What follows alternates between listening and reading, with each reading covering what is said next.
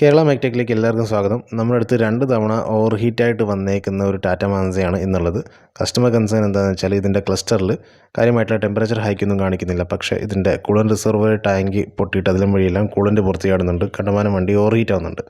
അങ്ങനെ 2 തവണ സംഭവിച്ചു എന്നാണ് കസ്റ്റമർ നമ്മുടെ അടുത്ത് പറഞ്ഞേക്കുന്നത്. അപ്പോൾ നമ്മളിത് ചെക്ക് ചെയ്യുമ്പോഴത്തേക്ക് ഇതിൻ്റെ തെർമോസ്റ്റാറ്റ് ഹൗസിംഗ് ആണ് ഈ കാണുന്നത്. തെർമോസ്റ്റാറ്റ് ഹൗസിങ്ങിൻ്റെ ഒരു പ്രധാനപ്പെട്ട ഫംഗ്ഷൻ എന്താ വെച്ചാൽ വണ്ടിയുടെ ടെമ്പറേച്ചർ മെയിൻറ്റെയിൻ ചെയ്യുക. അതിനകത്താണ് തെർമോസ്റ്റാറ്റ് വാൽവ് എന്ന് പറഞ്ഞ സംഭവം വരുന്നത്. അപ്പോൾ വണ്ടിയുടെ ടെമ്പറേച്ചർ മെയിൻറ്റെയിൻ ചെയ്യുക, അതേപോലെ തന്നെ വണ്ടിയുടെ ടെമ്പറേച്ചർ ECUക്ക് നൽകുക, അത് ക്ലസ്റ്ററിന് നൽകുക, അതെല്ലാം ഈ ഒരു ഹൗസിങ്ങിൽ വരുന്നേക്കുന്ന പല സെൻസറുകളുടെ വർക്കാണ്. അതുപോലെ തന്നെ റേഡിയേറ്ററിൽ നിന്ന് തണുത്ത കൂളൻ്റ് അല്ലെങ്കിൽ റേഡിയേറ്ററിൻ്റെ തണുത്ത വെള്ളം എഞ്ചിനിലേക്ക് കടത്തിവിടാനും എഞ്ചിനിൽ നിന്ന് വരുന്ന ചൂടുവെള്ളം തിരിച്ച് റേഡിയേറ്ററിലേക്ക് കടത്തിവിടാനും ഉള്ള ഒരു പ്രധാനപ്പെട്ട ഫംഗ്ഷൻ ഈ ഒരു പാർട്ടുള്ളത് കൊണ്ടാണ് സംഭവിക്കുന്നത്. അപ്പോൾ ഈ കാണുന്ന ഇതിൻ്റെ സെൻസറിൻ്റെ സൈഡിൽ കൂടെ നമുക്ക് കാണാം. സൈഡിൽ കൂടെ എല്ലാം ദ്രവിച്ച് വെള്ളം പുറത്ത് ലീക്കായ പാടുകൾ നമുക്കിവിടെ കാണാനായിട്ട് സാധിക്കും. അപ്പോൾ ബേസിക്കലി ഇങ്ങനത്തെ ഒരു സിറ്റുവേഷൻ വരുന്നത് എന്താണെന്ന് വെച്ചാൽ നമ്മൾ പ്രോപ്പറായിട്ട് കൂളൻ്റ് ഉപയോഗിക്കാത്തത് കൊണ്ടാണ്. പച്ചവെള്ളം ഉപയോഗിച്ച് ഓടുന്ന വണ്ടികൾക്കാണ് കൂടുതൽ ഈ ഒരു സിറ്റുവേഷൻ വരുന്നത്. അകത്ത് നിറയെ തുരുമ്പടിച്ചിട്ടുണ്ട്. അതേപോലെ തന്നെ മറ്റ് പല കമ്പോണൻസ് ദ്രവിച്ച് പോയിട്ടുണ്ട്. ഇതിൻ്റെ സെൻസർ ദ്രവിച്ച് പോയിട്ടുണ്ട്. ഉള്ളിൽ തെർമോസ്റ്റാറ്റ് വാൽവ് നമുക്ക് കാണാനില്ല. അപ്പം 2 തവണ ഈ ഓവർഹീറ്റ് ആയതുകൊണ്ടായിരിക്കും ആരെങ്കിലും എടുത്ത് കളഞ്ഞതായിരിക്കും. പക്ഷെ അങ്ങനെ ചെയ്യാൻ പാടില്ലാത്തതാണ്. ഇത് വളരെ ഇമ്പോർട്ടൻ്റ് ആയിട്ടുള്ള ഒരു പാർട്ടാണ്. ചെറിയ പാർട്ടാണെങ്കിലും ഈ തെർമോസ്റ്റാറ്റ് എടുത്ത് കളയാനായിട്ട് പാടില്ല. അപ്പോൾ ഈ കാണുന്ന പോലെ കണ്ടമാനം തുരുമ്പടിഞ്ഞിട്ടുണ്ട്. പല പാർട്ടുകൾ ദ്രവിച്ച് പോയിട്ടുണ്ട്.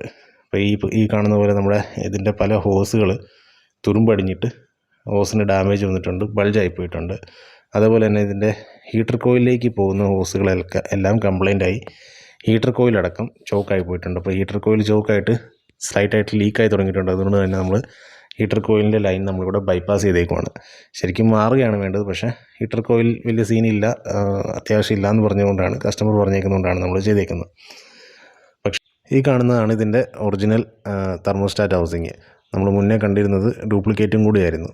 അപ്പോൾ ഇതിൽ നമ്മൾ കാണുന്ന പോലെ ഇതിനകത്തൊരു തെർമോസ്റ്റാറ്റ് വാൽവ് നമുക്ക് കാണാനായിട്ട് സാധിക്കും. ഈ കാണുന്ന പോലെ ഒരു തെർമോസ്റ്റാറ്റ് വാൽവ് കറക്റ്റായിട്ടുണ്ട്. പഴയതിൽ സംഭവം അത് എടുത്ത് കളഞ്ഞിരുന്നു. അപ്പം പ്രത്യേകം ശ്രദ്ധിക്കുക, ഈ സംഭവം ഒന്ന് ജെന്യുൻ യൂസ് ചെയ്യുക. തെർമോസ്റ്റാറ്റ് വാൽവ് ഓവർഹീറ്റായെന്നും പറഞ്ഞ് എടുത്ത് കളയാതിരിക്കുക. റൂട്ട് കോസ് എന്താണെന്ന് മനസ്സിലാക്കിയിട്ട് അത് നമ്മൾ സോർട്ട് ഔട്ട് ചെയ്യുക. ഈ ഭാഗത്താണ് ഇത് കറക്റ്റായിട്ട് ഫിക്സ് ചെയ്യേണ്ടത്. ഇപ്പോൾ നമ്മൾ കറക്റ്റ് ക്ലീൻ ചെയ്തിട്ട് ഇത് നമ്മളിവിടെ ഫിക്സ് ചെയ്യുന്നുണ്ട്. അതുപോലെ തന്നെ ഇതിൻ്റെ കൂളൻ്റ് ടാങ്ക് പൊട്ടിയിരുന്നപ്പം പുതിയ കൂളൻ്റ് ടാങ്ക്, അത് നമ്മൾ ജെന്യുൻ തന്നെയാണ് മേടിച്ചേക്കുന്നത്. പുതിയ കൂളൻ്റ് ടാങ്ക് മേടിച്ച് റേഡിയേറ്ററെല്ലാം നല്ലോണം ഫ്ലഷ് ചെയ്തതിന് ശേഷം കറക്റ്റായിട്ട് നമ്മൾ ഇതിലേക്ക് കൂളൻ്റ് ആണ് യൂസ് ചെയ്തേക്കുന്നത്. കൂളൻ്റും ഡിസ്റ്റിൽ വാട്ടറും നമ്മൾ കറക്റ്റ് റേഷ്യോയിൽ മിക്സ് ചെയ്തിട്ടാണ് നമ്മളിതിൽ യൂസ് ചെയ്തേക്കുന്നത്. നോർമൽ വെള്ളം എന്ന് പറഞ്ഞ സംഭവം ഇനി നമ്മളിതിനകത്ത് യൂസ് ചെയ്യുന്നില്ല.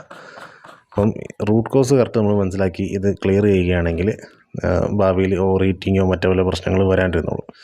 എന്തായാലും ഇത് ഈ ഒരു സംഭവം എന്ന് പറഞ്ഞു കഴിഞ്ഞാൽ കസ്റ്റമർ നല്ല ലക്കി ആയതുകൊണ്ട് ഇതിൻ്റെ എഞ്ചിനും മറ്റു പല കംപ്ലൈൻറ്റുകൾ വരികയോ അത് ഗ്യാസ്കറ്റ് അടിച്ചു പോവുകയോ ഒന്നും ചെയ്തിട്ടില്ല. അതേപോലെ തന്നെ നമ്മൾ ഈ കാണുന്ന കണക്ക് ഇതിൻ്റെ ടെമ്പറേച്ചർ ഗേജ് ഇപ്പം കറക്റ്റായിട്ട് ഫംഗ്ഷൻ ചെയ്യുന്നുണ്ട്. മുന്നേ ഇത് കറക്റ്റ് ഫംഗ്ഷൻ ചെയ്യുന്നുണ്ടായിരുന്നില്ല. കാരണം അതുകൊണ്ടാണ് കസ്റ്റമർ ഈ സംഭവം ടെമ്പറേച്ചർ കാണിക്കുന്നില്ല എന്ന് പറഞ്ഞ് വണ്ടി ഓടിച്ചുകൊണ്ടിരുന്നത്. പക്ഷേ വണ്ടി ശരിക്കും ഓവർഹീറ്റ് ആവുന്നുണ്ടായിരുന്നു.